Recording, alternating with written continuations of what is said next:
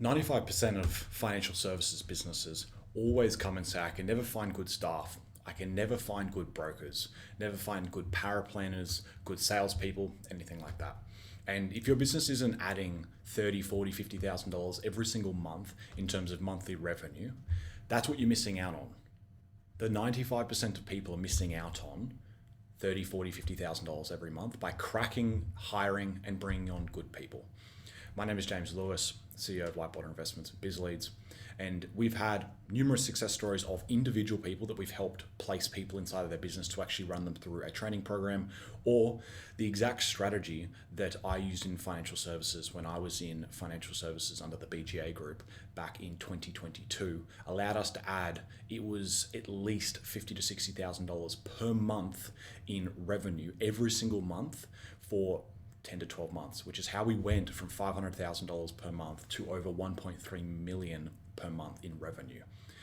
And today we're going to go over the 3-step plan, differentiation between people, and how you can consistently add this amount of revenue every single month. So let's jump right in. So how we consistently add $50,000 of monthly revenue every single month. So proven 3-step framework, but before we go into that, you need to really identify the 4 main types of team members. We have superstars, we have A players, B players, C players. Let's start from the bottom, okay?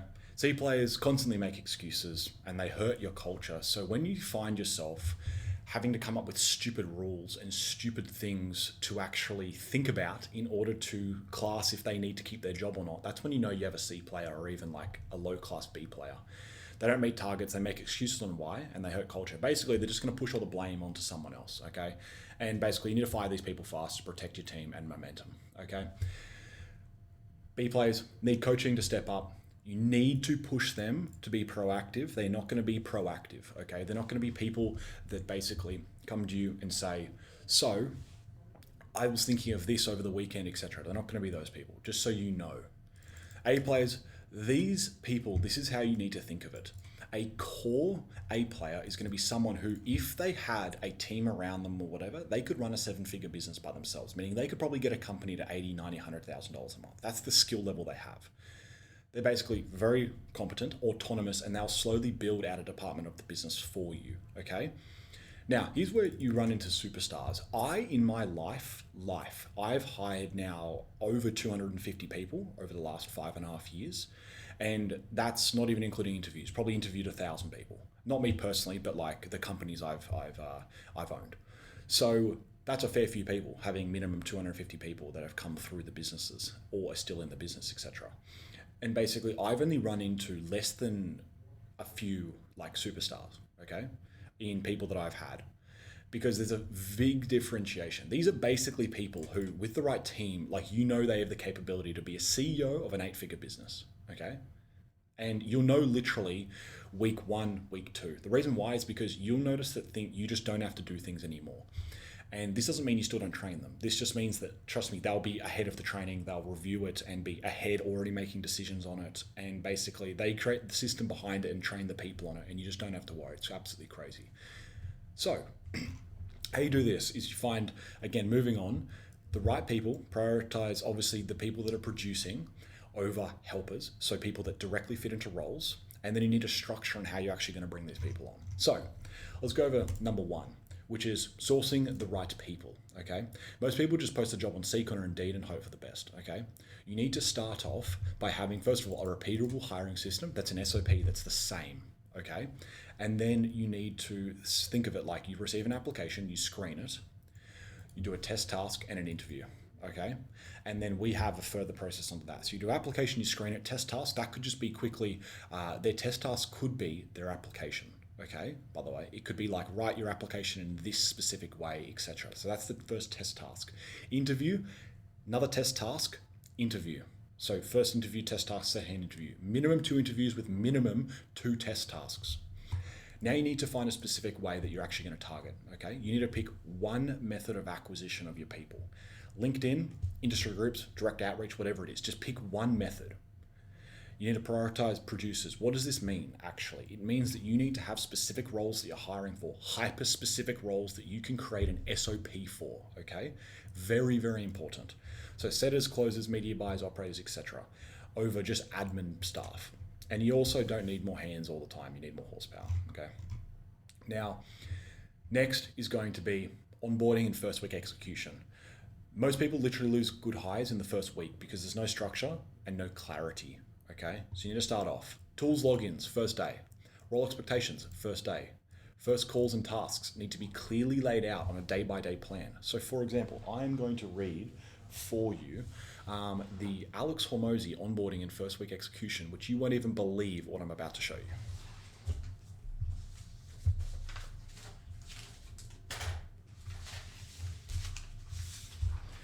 This is Alex Hormozy's first week that he puts in the new books. So your day begins at 6 a.m. You begin training of day one. You begin training of at 6 a.m. and 6:30 to 7 is one-on-one. 7 a.m. to 9 a.m. is you're reading the handbook. 9:30 is a group daily training. 10 a.m. reviewing the handbook again. 10:30 script rehearsal. 10 and 10:30 is going to be reviewing game tape. 12, 12:30, 1 and 1:30 to 2 is going to be shadow. And then 2 to 4 script rehearsal. 4 to 5 role play. 5:30 shadow, 6 o'clock end of day. You have a 12-hour for your first week, minimum 6 days a week, by the way. So the expectations in Australia, which I'm sure you watching, you've understood this, whether it be through like looking at people or actually employees, like the level of work that gets put in is just absolutely terrible in Australia, especially. USA a bit better. We work with a lot of people in the United States with that, and they just get way better results because the people are actually willing to work. So you have the onboarding training schedule, and that's basically an example of a first day. Now, my point of saying that is to show you how specific shadowing or recorded SOPs or end of week performance checks need to be. They need to be like hour by hour, okay? And if you aren't giving feedback daily and meeting with them like that daily, over the first 4 weeks, you've literally lost them and you can't blame them for not performing, okay? Number 3, it's going to be the ongoing improvement cadence. This basically means first of all, this is, again, quotes in here, the best hires don't get trained, they get coached, okay? Just remember that. They don't get trained to do it, they're coached ongoing. The biggest thing that people miss is, first of all, you have 30-minute weekly performance review. Let me know in a private DM or just think about this yourself.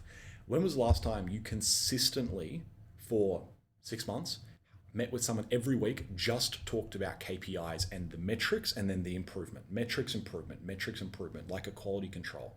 So you need to review KPIs, set weekly goals, and then monthly you look at bigger things like role refinement and making sure the bigger challenges and basically incentives are aligned. But week to week, you need to make sure tracking is in order so that you actually have their key performance indicators based on their actual job expectations that you've already given them in like day one, okay? That needs to be fully clear, very set, and then how they actually do it, and then the schedule that they actually follow, okay? And then basically, create a shared leaderboard. This is unbelievably important. Like, you need a shared leaderboard showing KPIs, okay? And once again, you don't scale people once and then do it. You need to think of this as ongoing. This is how high performance teams run. Like, you wouldn't believe the highest performing companies that I've owned, you wouldn't even believe how much effort is actually put in just training and why people need HR managers, sales managers, all these places and positions that people just think aren't as necessary. They're so necessary, okay? And basically, finally, you got basically the 30-day team building. I'm not sure if you'll be able to see this on the screen properly, which is annoying. But basically, week 1, you build the hiring funnel and source the candidates. Weeks 2 and 3, you'll screen, test, and hire your first actual producer. And basically, that's the timeline of what you should be expecting. And then week 4, you're executing your first 5-day onboarding and first check-in, okay? You should be able to continuously return people around every single month based on what roles you need to hire, okay? So let's go again. Week 1. Step 1, source the right people. Step 2, you need to dial in onboarding and first week execution. And step 3, ongoing improvement cadence. This is the most important thing, okay?